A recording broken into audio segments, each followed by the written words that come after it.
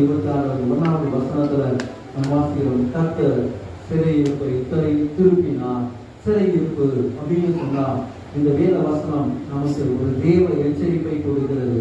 சீயோனில் வாசம் பண்ணுகிற ஜனங்கள் எங்கே போனார்கள்? சிறையிருப்புக்கு போனார்கள். ஆக கர்த்தருடைய பிள்ளைகள் சிறையிருப்புக்கு போகிறார்கள் என்று சொன்னால் அவன் இன்னைக்கு எச்சரிப்புக்குள்ளாக நம்ம மனம் திரும்பி வந்துடும்.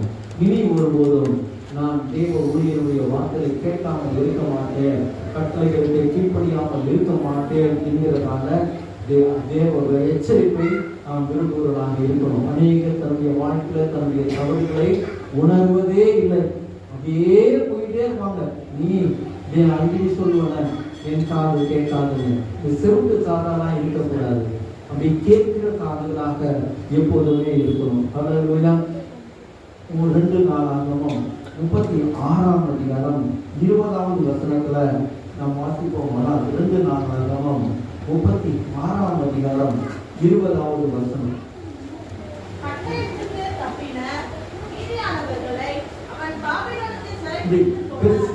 பெர்சியா ராஜ்யபாரம்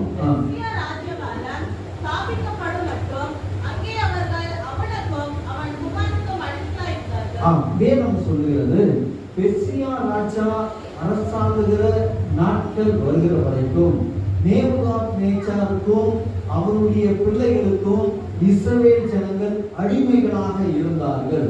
எத்தனை வருஷம் அடிமைகளாக இருந்தார்கள்? 70 வருடம் அடிமைகளாக இருந்தார்கள். 2 நாளாகமம் 36ஆம் அதிகாரம் 21வது வசனத்தை நாம் வாசிப்போமானால் அங்கே அவர்கள் 70 வருஷம் சிறையிருப்புகளாக இருந்தார்களாம்.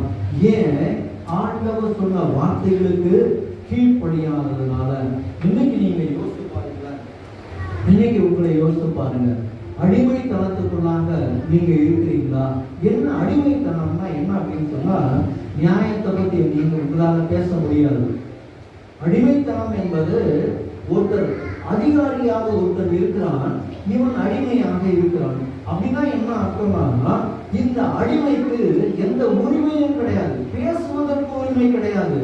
ஐயா நீங்க செய்யறது தப்புன்னு சொல்ல முடியாது, நியாயத்தை கேட்க முடியாது.